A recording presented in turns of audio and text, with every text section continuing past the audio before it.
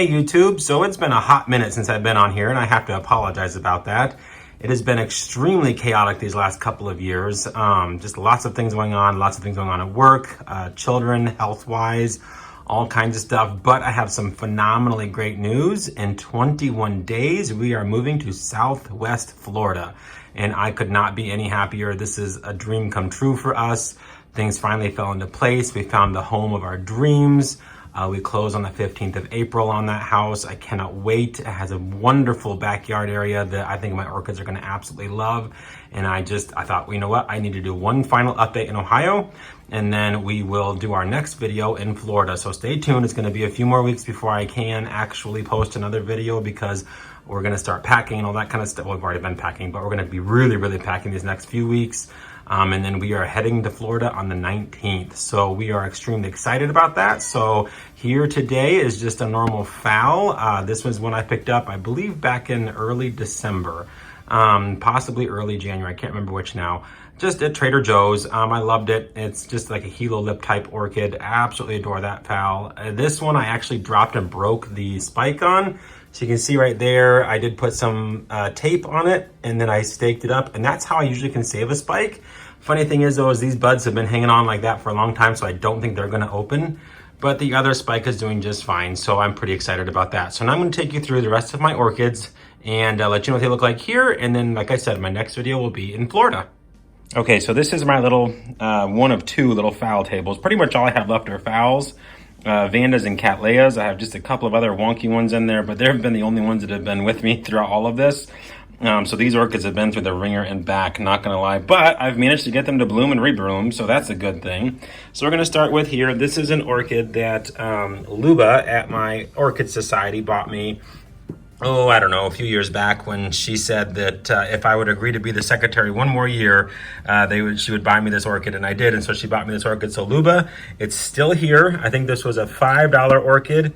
It is, let's see, Red Deer, Quills, Cardinal, something or other. I don't even remember what seller brought the orchid, but it is doing good. It's got all these wonderful aerial roots here, looking great. This was just a fun little fowl I picked up at Walmart. This one I think I picked up at, golly, where was that one at? Aldi's maybe, for like $4. This is a silly one I've had for about 3.5 years now. And the Kiki on it bloomed, which I thought was really kind of interesting, but beautiful little flower there. And then this one here is just a candy stripe. See if I can get there without it washing out. And it's got about 9 buds on it. And then this one here is a Harlequin. So it's actually been blooming for quite some time. You can see here, there's my kitty. You can see here, there's been quite a few spots where the buds have, or the flowers have already dropped. Let me see if I can get it to focus. Maybe not. But it just keeps popping out more buds. So you can see there, it's kind of like a Harlequin type. I love this fowl. It's one of my favorites. I have had it for probably about 4 or 5 years now, and it has just been a proven bloomer for me, and I'm really excited about that it's still alive, and then I can take that one with me to Florida.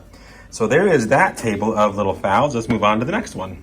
One of the things I dealt with in the last couple of years, which is why my orchids kind of suffered, was I had gotten an orchid from someone and it was covered in scale, and I thought I cleaned it all off, and I put it in with my other orchids, and sure enough, within about a month, all of my orchids were covered in scale. So you'll see a lot of damage on some of the older leaves on these.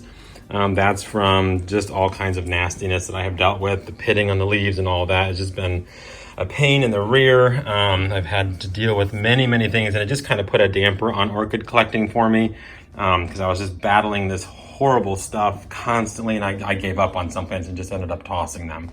But this one here is from Brendan Orchids in Florida. And it is a sequential bloomer. It just blooms and blooms and blooms and blooms. And it usually only does one at a time, it seems like, anymore. It had about 6 open at once, but now it's down to the last one. It does have a faint fragrance. It's kind of a stinky fowl. Let me see if I can find the tag here. It is Fowl Bethlehem. So Soga Lion times Fowl Crawls Red Hot. So you'll know I've had this one for quite some time now. I actually got this one from Brendan Orchids off of eBay. He does have I think a greenhouse in Florida, which I'm looking forward to hopefully being able to go to eventually, but we'll see. The rest of these are just phals I've picked up over time. I've had them for at least 1 or 2 years because I really haven't bought any new orchids except for the one that's on the coffee table that I showed you. Everything else I've had for quite a while. This is one here. I'm really excited about this one. This is Dorchinopsis pulcherrima, the species. This is from Luba and Shirley at the Orchid Society that I used to belong to.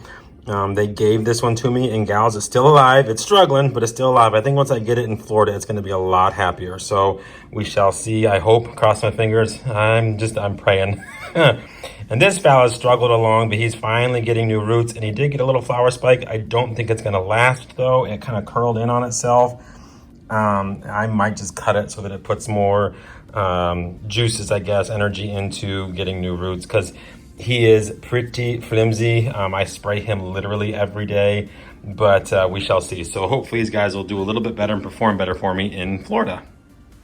All right, so this is the rest of my collection. So this is the plant shelf that used to be chocked full of orchids and now is not. Weirdly enough, through all of it, I still have, let's see, 1, 2, 3, 4, 5, there's one back there, 6 Vandas that have survived with me this whole time. This one right here looks really sad. This one right here got hit hard with the mealybugs and scale. So did this one. This one did as well. There's just a little tiny kiki left on that one. That's it. This one has been fine. Cross my fingers, it continues.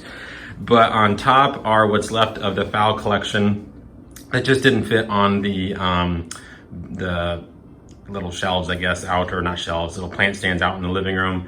But I also had to bring my plants home from work because since of COVID-19, my work sent us all home a couple of weeks ago. So I've been working from home for a couple of weeks. They're not gonna allow me to continue to do that because apparently they feel that people who don't live in the same state, but obviously can work remotely from home, can't work remotely from home from Florida. So whatever, it's kind of an easy, clean break then. It made that decision very, very easy to just say, okay, see ya.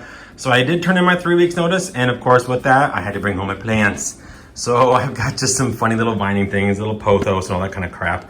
But I do have up here some phals. This one I'm hoping so bad. It's getting new little roots right there. So I'm hoping that they hang on. Back there is one that is so top heavy, it just flopped over, but it's still hanging on there too. This one actually got crown rot, but then it got a new orchid in the middle, so I'm letting it go. This one is so gorgeous. So this is a one that kind of stinks, but it's real pretty. I believe it is Sweet Memories Bubbles. Yes, it is one that is a cross between one that's very hard to get, but readily available in Europe that smells amazing, I believe, or maybe it stinks, I can't remember which, but it's got purple, or not purple, pink and orange and yellow flowers. This was one that was a gift, so I am just struggling with this one. No matter what I do, it doesn't want to live, but it is starting to get a little better. Like its leaves have finally firmed up a little bit. This old one I think is going to be like that forever, but even this one is more firm than it used to be. And then that one was one from my wife, so I'm of course keeping that one forever and ever. This is just a cutting of a plant from my mother-in-law. I don't even know what it is. But anyhow, these are my Vandas. So I've got, let's see, this one is Vanda Hybrid Pure Wax Blue. This one is a no tag. This one, let's see here. This one is Vando Stylus, let's see, Tessellata times Pine River. This is Hiroshima's Choice. That's the only part of it left that's green. I think this one here is looking really sad, but he's still hanging on. Is, let's see, Memoria something or other time, Charles Goodfellow. That one, he's struggling, but I'm doing my best. He used to look a lot worse. I'm cleaning him literally every day, but we'll see how he lasts. I'm hoping Florida does really good for him. The other one I have is right there. That is a Pachara Red. That is a bag baby from Better Grow. This is the last Cattleya that I have that is actually from the Home and Garden show that I used to do with the Orchid Society that I used to belong to. And this is BLC Hyacinth Willet. I believe this is a beautiful orange Cattleya. So I'm really glad that one has hung on for me. I've battled that one with scale and with mealybugs for the past 2 years, and hopefully it stays with me. This one here is a Spaphoglottis I bought at Lowe's 2 years ago, and it is hanging on. This is how it comes back in the spring. So we've got a little new growth right there, and then of course the 2 old growths. So that's how they do. The old growth dies off, new growth comes on. So I've got my new growth coming there. So I'm really excited about that. Pothos. And then this one is my oldest, I think it is about my oldest Cattleya in my collection now. This is Ben C. Taylor. This is an old, or I've had it for probably 6 years now. This Cattleya is gorgeous. It has big purple, pink, white, and yellow flowers. And I'm really excited that I still have this one because I really wanted to do well in Florida, and it's got a brand new growth right here. Plus these long roots right here that I'm going to be very careful with when we move. I'm kind of scared actually. These two, let's see here. This is another fowl. It has kind of the spotted leaves you can see there. He's got a little bloom spike on him. He had crown rot, so I have a feeling he won't last too long down there, but that's okay. I guess it is what it is. I probably can replace him. It's Manhattan Spot. That one is one that my wife's boss gave her and said, here. So I've just kind of been like taking care of it. That is a Dendrochilus, I believe. What is it? Dendroclium or something like that, I don't know. I got that at the Orchid Society as well. It has struggled, but is finally coming back. Here's a little bulbophyllum. I don't remember the name of it, but it has tried to bloom for me so many times and the bloom spikes have just died. But it does really well at getting new growth. So I'm hoping Florida, again, does really well for it, so we shall see. But I do like the plant. It's really cute. And it grows really well for me. It just doesn't bloom. This Vanda I got at a Home Depot in Florida, I think about 2 years ago now. Or no, I got this one here in Ohio, actually. I forgot. I've had this one for about 2 years, though. Phenomenal plant. It doesn't get a lot of new growth on the roots, but it is still going strong, so I'm really happy with that. And then over here is my sad last Oncidium. So I'm hoping that going to Florida will really help him out. He got hit hard with scale, so that was kind of a bummer.